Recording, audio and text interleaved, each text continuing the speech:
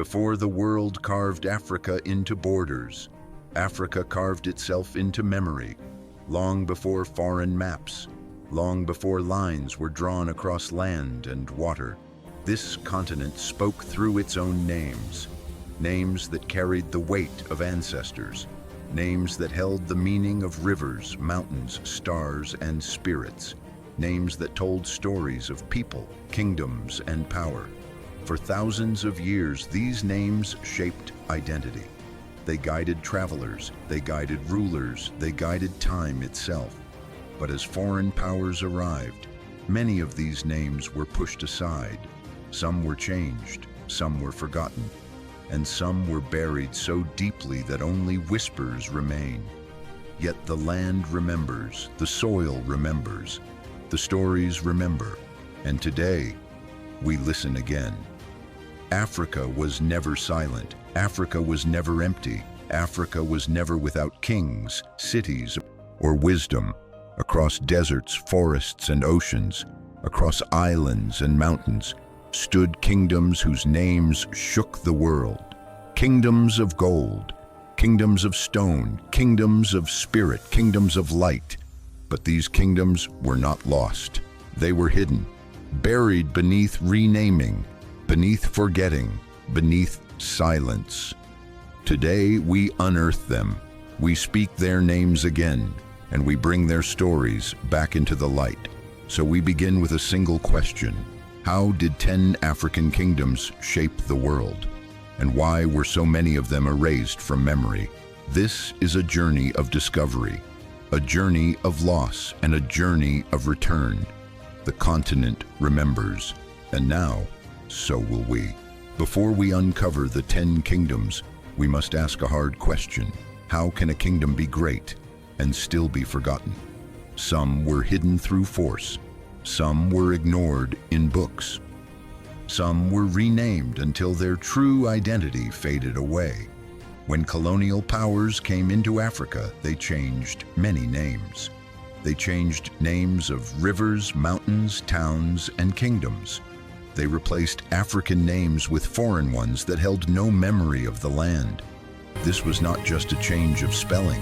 It was a way to break identity and cut people from their past. Early European writers also played a role. Many of them did not understand African culture. Many did not believe Africans could build cities, empires, or knowledge. So they wrote stories that made Africa look weak, empty, or simple. These writings spread across the world and shaped how people saw the continent. At the same time, wars, slavery, and displacement scattered families. Many oral traditions were lost. Many storytellers were taken or killed. Many memories disappeared because the people who carried them were forced away from their land. So the silence grew, and the world began to forget. But forgetting does not mean these kingdoms never existed. Their names still live in songs, legends, ruins, and the spirit of the people. Their stories wait beneath the surface. Now we bring them back. Not with fantasy, but with truth. Not with sorrow, but with pride. These are the 10 forgotten African kingdoms that changed world history. And this time, their voices will not be ignored. The kingdom of Aksum was building skyscrapers of stone, while Europe was building huts of wood. This is the story of a kingdom that touched the sky, a kingdom of light, faith, and power, a kingdom that stood at the center of the ancient world. Aksum rose in the highlands of the Horn of Africa. It became a great empire that linked Africa, Arabia, and Asia. Its people were traders, builders, sailors, and thinkers. But Aksum was more than a city. It was a symbol of African brilliance. One of its most famous rulers was King Ezana. He came to the throne as a young man. During his early years, he went to battle. He fought enemies, protected his land, and expanded his kingdom. But one event changed his life forever. Ezana told a story of seeing a sign in the sky. He described it as a bright cross shining above him. This vision touched him deeply. It led him to change his faith. and Aksum became one of the first African kingdoms to adopt Christianity many centuries before most of Europe. But Aksum's greatness was not only in spirit, it also had power on the seas. Aksumite ships sailed across the Red Sea into Arabia, India, and Persia. They carried gold, ivory, spices, and ideas. Aksum stood at the heart of global trade. The people of Aksum were also master builders. They carved giant stone pillars from single pieces of rock, stones so heavy that even today, experts still wonder how they lifted them. These tall monuments stood like messages to the sky, reminding everyone of the kingdom's strength and skill. And there is a fact that surprises many. Aksum minted its own gold coins long before most of Europe did. These coins carried the faces of kings and symbols of their faith. They traveled across continents and showed the world that Africa was a center of wealth and power.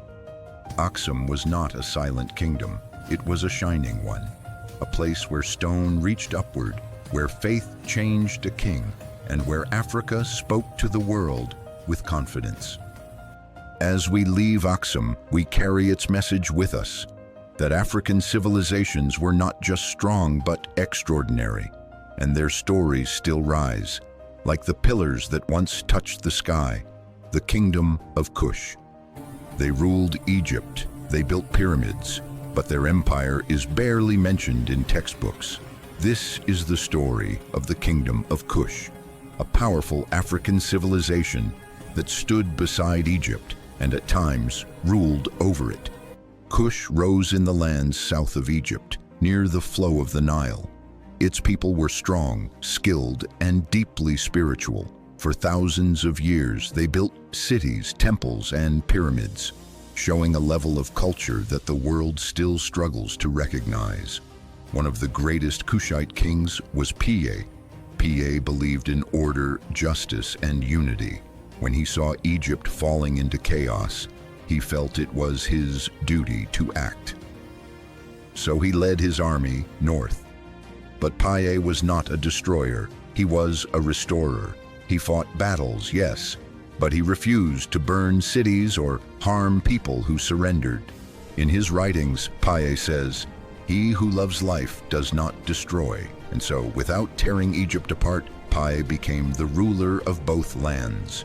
Under him, Kushite pharaohs sat on Egypt's throne. This was the 25th dynasty, a time of strength, unity, and African leadership. But Kush was more than its kings.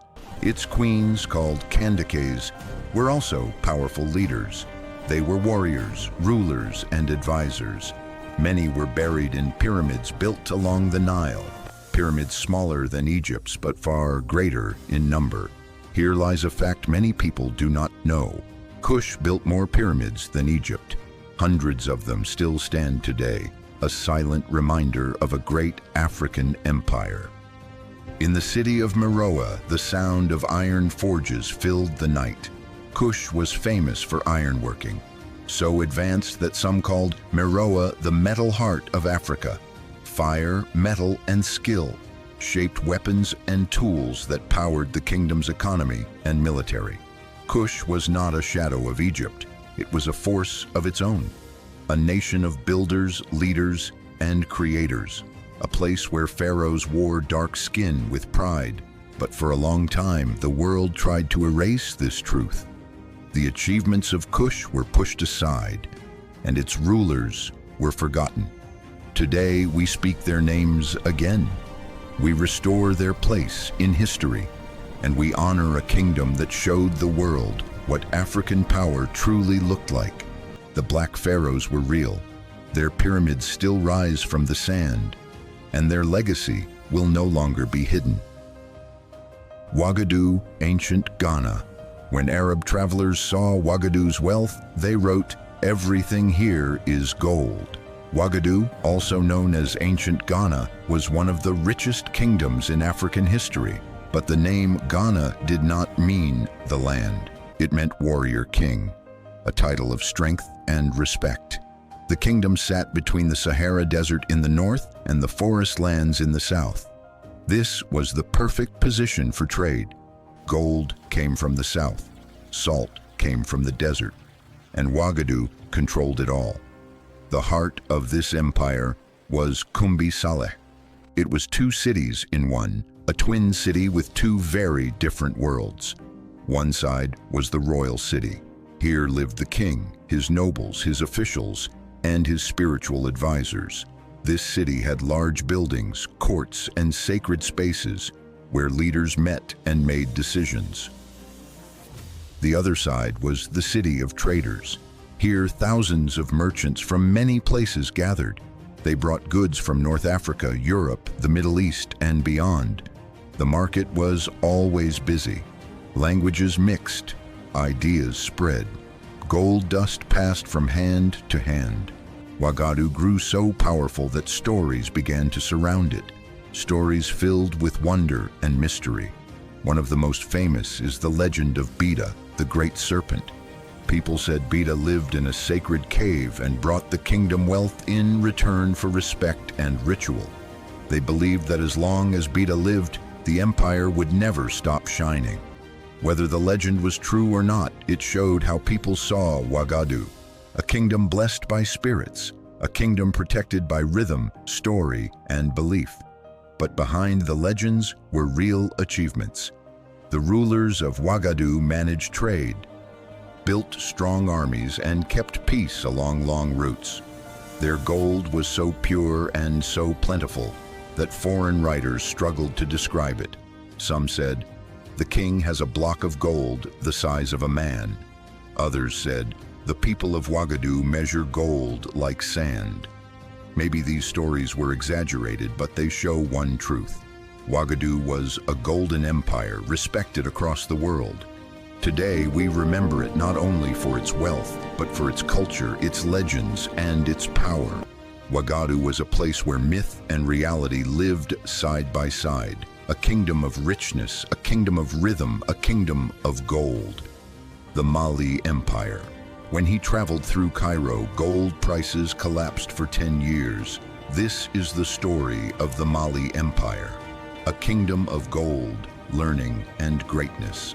A place where wealth met wisdom and where one man's journey shook the world. At its height, Mali produced more than half of the world's gold. This was not a rumor, it was a fact known across Africa, Arabia, and Europe. And at the center of this empire stood the legendary ruler, Mansa Musa. Mansa Musa came to power in the early 1300s. He was strong, organized, and deeply faithful. He believed in expanding Mali, protecting his people, and supporting knowledge. But his name became famous for one event above all, his pilgrimage to Mecca. When Mansa Musa began his journey, he did not travel alone. He left Mali with a caravan so large that stories about it spread for centuries. People said he traveled with 60,000 followers. They said 12,000 were servants. They said hundreds of camels carried gold. So much gold that it was impossible to count. As he moved through towns and cities, Mansa Musa gave gold freely. He supported the poor, he helped traders, he funded mosques and schools. But there was a consequence he did not expect. In Cairo, he gave away so much gold that the value of gold dropped. The price stayed low for 10 years. No other person in history has ever done this. Yet Mali's greatness was not only in wealth, it was also in learning. The city of Timbuktu became a center of knowledge. At Songhai University, students studied astronomy, law, mathematics, medicine, and history. The city held thousands of books and manuscripts, one of the richest libraries in the world at that time. People came from across Africa and beyond to learn from Mali's scholars. The empire valued reading, writing, and debate. It valued ideas. It valued truth. And long before Europe wrote its first human rights documents, Mali had the Mandan Charter. The charter spoke of human dignity, protection of the weak, care for the environment, and justice for all people. It is one of the oldest declarations of human rights in the world. This was Mali, a place where gold met knowledge, where books stood beside treasure, and where leaders believed in both power and wisdom. The Mali Empire was not just rich, it was intelligent, it was organized, it was proud. And through Mansa Musa's journey and Timbuktu's great libraries, its light spread across the world, a light that still shines today. The Songhai Empire Songhai was so big you could travel for months and still be in the same empire. This is the story of a kingdom built beside a river, a kingdom of warriors, traders, scientists, and leaders. A kingdom that rose to become one of the largest empires in African history. Songhai began as a small city-state near the Niger River. Over time, it grew stronger and richer, but its greatest rise came under a leader named Askia Muhammad. Askia Muhammad was not a ruler who relied only on force. He believed in order, systems, and structure. He changed the way government worked. He created new laws. He improved taxes. He appointed governors to watch over different regions. He built a government that was organized, stable, and fair. Askia also loved learning. He supported scholars and encouraged education. Under his rule, cities like Gao and Timbuktu shined again. Songhai trained astronomers who mapped the heavens with mathematical precision. These scholars studied the stars, tracked seasons, and kept detailed scientific records. The Niger River was the empire's lifeline. Its waters connected cities, markets, and people. Songhai created river fleets, boats that patrolled hundreds of miles to protect trade and keep peace along the river. These fleets carried soldiers, goods, and messages. They helped maintain unity across a vast land. The river became a moving road, a path of strength and connection. But Songhai's greatness also faced tragedy. In the late 1500s, Morocco invaded. Their armies carried guns, and Songhai, despite its size and skill, was not ready for this new weapon. When the invaders reached Timbuktu, they burned libraries, destroyed books, and scattered knowledge that had taken centuries to build. Thousands of manuscripts were lost. Ideas, studies, and wisdom disappeared in the flames. It was a painful moment in African history, the loss of a great center of learning. Yet even with this tragedy, the achievements of Songhai cannot be erased. Its government was advanced. Its scholars were brilliant. Its soldiers were skilled. Its river connected an empire that stretched across desert and forest. Songhai was a kingdom of strength and intelligence, a kingdom of soldiers and scholars, a kingdom whose rise and fall still teaches us about the power of knowledge and the cost of forgetting. The Benin Kingdom, Benin City, had streetlights before London. This is the story of a kingdom of beauty, a kingdom of art, a kingdom of genius, and a kingdom that faced terrible injustice. The Benin Kingdom rose in what is now southern Nigeria. It became famous for its order, its skill, and its creativity. At its center stood Benin City, one of the most impressive cities in the world at that time. Foreign visitors wrote that the city had long, straight streets and houses lined up neatly. At night, lamps burned along the roads, making the city glow in the darkness. This was long before European cities had anything similar, but the wonders of Benin went far beyond its streets. One of its greatest achievements was the Great Walls of Benin. These walls and earthworks stretched for thousands of miles. In fact, they were longer than the Great Wall of China when measured as a complete system. These walls protected the people and showed the power of their engineering. They were built by hand, using skill passed down through generations. At the center of the kingdom stood the palace of the Oba, the king. This palace was filled with bronze plaques and sculptures, art so detailed, so lifelike, and so advanced that many people today still cannot believe that such skill existed hundreds of years ago. Here is a powerful fact. Benin's bronze art used metalworking techniques that Europeans did not master until centuries later. These bronzes told the history of the kingdom. They showed kings, warriors, traders, and daily life. They were not just art, they were memory-made metal. But in 1897, tragedy struck. British forces invaded the kingdom. They attacked Benin City, killed many people, burned buildings, and stole thousands of bronze artworks. These bronzes were taken to Europe and placed in museums far from their home. The loss was deep, painful, and unjust. Benin did not just lose objects, it lost a part of its identity. Yet the spirit of Benin did not die. The skill of its artists, the strength of its walls, and the brilliance of its city still shine in the world today. Benin was a place of beauty, a place of innovation, and a place of memory. It outshone Europe not in pride, but in creativity and order. And even though injustice tried to break it, the legacy of Benin continues to rise, like the bronze figures that still carry its story, the Mutapa Empire. For centuries, Europeans believed Africans could not have built Great Zimbabwe. They were wrong. This is the story of the Mutapa Empire, a kingdom of stone, a kingdom of gold, and a kingdom whose greatness was denied for far too long. In the heart of southern Africa stood Great Zimbabwe, a massive stone city, built without a single drop of mortar. Every stone was shaped, placed, and balanced with great skill. The walls curved like waves, the towers rose like symbols of power, and the entire city was aligned with the stars. This was not a simple settlement. It was a masterpiece of architecture built by African hands, guided by African knowledge, and powered by African leadership. From this legacy came the Mutapa Empire, also called Monomotapa. This kingdom controlled land rich with gold.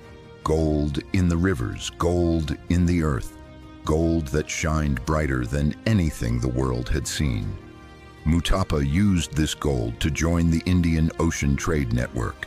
They traded with the Swahili coast, with Arabia, with India, with Persia, and even with China. Here is the truth many people do not know.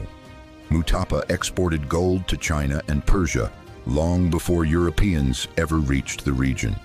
The world was connected, and the Mutapa Empire was one of the important links. When the Portuguese arrived in the 1500s, they expected to find a weak kingdom. Instead, they found a wealthy, organized empire with strong leaders and powerful armies. Their own records say that Mutapa was too rich to control. They wrote that the king owned vast stores of gold and ruled over lands full of resources. They admitted that this African empire was not something they could easily take. But over time, the Portuguese tried to interfere. They attempted to influence local politics. They tried to control trade. They pushed for power. Their actions created conflict, and eventually, the great empire weakened. Yet the truth remains. Mutapa was not built by outsiders. Great Zimbabwe was not built by visitors. These achievements belong to African people. People with knowledge of stars, knowledge of stone, and knowledge of trade. The Mutapa Empire was a revelation. A reminder that African history is full of brilliance, even when others tried to deny it. The lords of stone and gold shaped global trade, built wonders that still stand today, and proved that genius has always lived on African soil. The Kingdom of Congo. Long before contact with Europe, the Congo Kingdom had embassies, taxes, and spiritual courts. This is the story of a kingdom guided by spirit and structure, a kingdom with deep wisdom, and a kingdom whose trust was broken by betrayal. The Congo Kingdom rose in Central Africa, in what is now Angola, Congo, Brazzaville, and the DRC. It was a powerful state with clear borders, strong leadership, and a culture based on both order and spirituality. Its capital, Mbanza, Congo, was built with a sacred design. Leaders shaped the city using cosmograms, spiritual diagrams that reflected the cycle of life, the path of ancestors, and the balance between the living and the spirit world. To the people of Congo, a city was not just buildings. It was a reflection of the universe, a place where the physical and spiritual connected. Congo had systems that many people today would not expect from an early African state. It had embassies in different regions. It had tax offices for collecting goods. It had spiritual courts led by priests who judged conflicts with wisdom and tradition. When the Portuguese arrived in the late 1400s, the two sides first saw each other as partners. The King of Congo welcomed them with diplomacy. There were exchanges of gifts. There were discussions about religion and trade. There was even a diplomatic marriage, linking royal families from both worlds. At first it seemed like a friendship.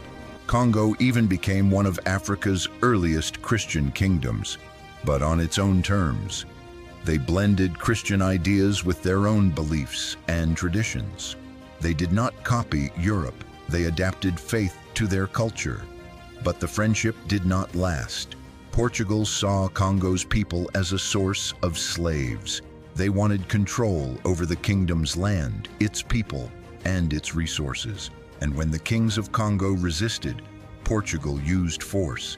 They broke agreements. They attacked villages. They kidnapped people. They turned a partnership into a wound that would last for centuries. The betrayal was deep.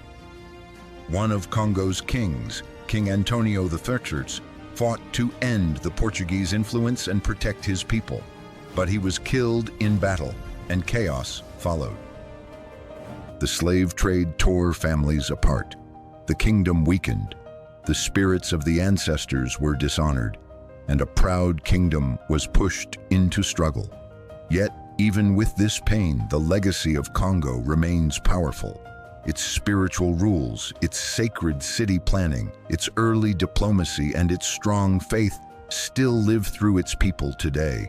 Congo was a kingdom of spirit and wisdom, a place where life, land, and ancestors were always connected. Its story is one of greatness and one of betrayal, and remembering it is a way to honor all those who held on to their identity even in the face of injustice. The Zulu kingdom Shaka Zulu reshaped warfare so completely that even Europeans feared him.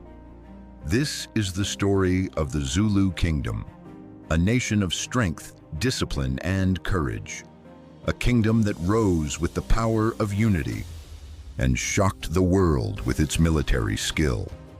The Zulu kingdom began as a small group of clans in what is now South Africa, but everything changed when Shaka became king in the early 1800s.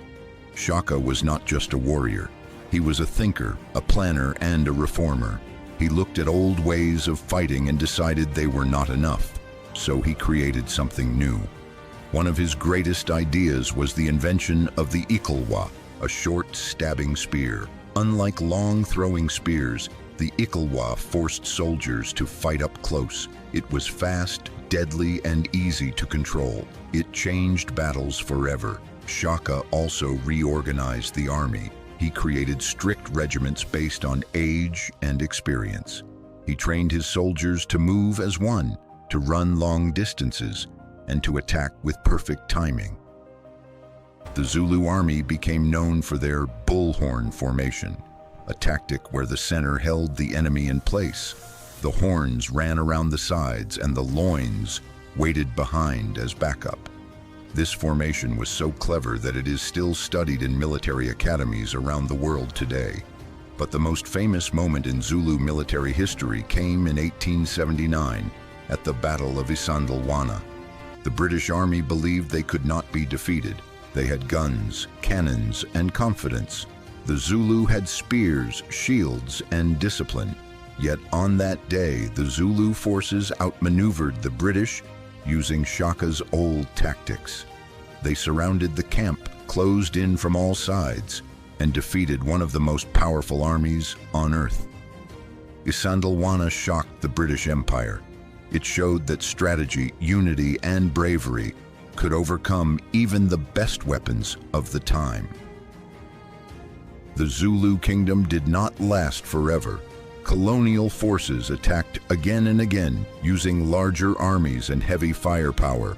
In the end, the kingdom fell, but its legacy did not die. The discipline of its soldiers, the genius of its strategies, and the courage of its people still echo through history. The Zulu were thunder from the south, a force that could not be ignored. A kingdom that proved that African warriors were powerful, organized, and brilliant. And even today, the world still learns from their strength. The land of Punt to Egypt. Punt was not a neighbor, it was an ancestral home. This is the story of the land of Punt, a place of mystery, beauty, and deep spiritual meaning. A land so ancient, so respected, that Egyptian kings treated it like a sacred partner, not a foreign nation. Punt appears in some of the oldest writings in human history. Egyptian records describe it as a place of riches, a land filled with incense, gold, myrrh, ebony, and rare animals that Egypt valued for worship and ceremony. But one journey stands above all others, the famous expedition of Queen Hatshepsut. Around 3,500 years ago, Hatshepsut sent a large fleet of ships to the land of Punt. This was not a mission of war. It was a mission of peace, respect, and trade. Her ships sailed down the Red Sea, guided by skilled navigators who understood winds, tides, and stars. When they reached Punt, they were welcomed with open arms. The people of Punt traded freely.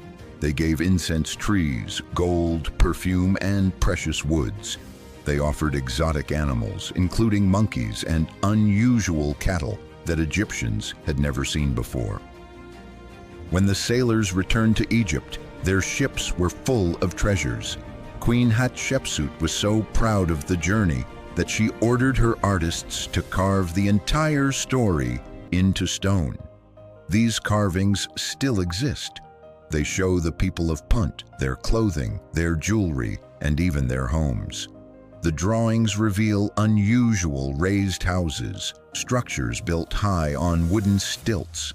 This architecture was unique, and historians still study it today to understand how the people of Punt lived. For centuries, no one knew for certain where Punt was located. Many ideas were suggested. Some thought it was in Sudan, others believed it was in Arabia. But new evidence shows that Punt was most likely in the Horn of Africa, in the area we now call Somalia, Eritrea, and Djibouti. And here is a powerful fact. Archaeology suggests Punt may have been one of humanity's earliest maritime civilizations. This means they were among the first people to master long-distance sea travel. They knew how to build ships, how to cross oceans, and how to trade with faraway lands thousands of years before many others. The land of Punt is a reminder that African history is filled with wonder, with places that connect heaven and sea, with cultures that shaped early trade, and with stories that still feel magical today. Though Punt later faded from the records, its spirit did not disappear. Its memory lives in ancient writings, in old carvings, and in the hearts of people who still claim a connection to this sacred land. Punt remains a symbol of Africa's deep past, mysterious, powerful, and full of light. We have traveled through 10 great African kingdoms, but now we must face a painful truth. Why were these kingdoms forgotten? Why were their names pushed into silence? The answer is not simple, but it is clear. Erasure was not an accident. It was a strategy. When colonial powers entered Africa, they did more than take land. They rewrote stories, they erased achievements. They broke the link between people and their past. They changed names of cities, rivers, and kingdoms so that old identities would fade. They removed statues that showed African kings and leaders. They took bronzes and artworks and carried them far away. They destroyed archives and libraries that held centuries of knowledge. European scholars at the time refused to believe that Africans could build great cities, create scientific systems, or rule strong empires. So they wrote books that made Africa look weak and simple. These books were spread around the world, and their ideas shaped education for generations. Many oral histories were lost too. Wars, slavery, and forced movement separated families from their storytellers. When elders were taken or communities were broken apart, stories that had lived for hundreds of years disappeared in a single moment. This was not a loss of facts alone. It was a loss of identity, a loss of voice, a loss of memory. And for many years, the world believed the silence. But the truth never went away. It waited beneath the surface, in ruins, in music, in names, in legacy. And today, we bring that truth back into light. Now we return to where we began, to the idea of names, to the power of memory, and to the voice of the land. These 10 kingdoms were never lost. They were only hidden, and by speaking their names, we bring them back. To speak the names of these kingdoms is to resurrect them. To remember is to resist. When we say Aksum, when we say Kush, when we say Mali, Songhai, Benin, Mutapa, Congo, Zulu, and Punt, we are doing more than recalling history. We are honoring identity. We are healing the past. We are restoring truth. Africa is not a story of darkness. Africa is the story of dawn, a dawn filled with knowledge, with power, with spirit, and with endless light. The land remembers, the people remember, and now, so do we.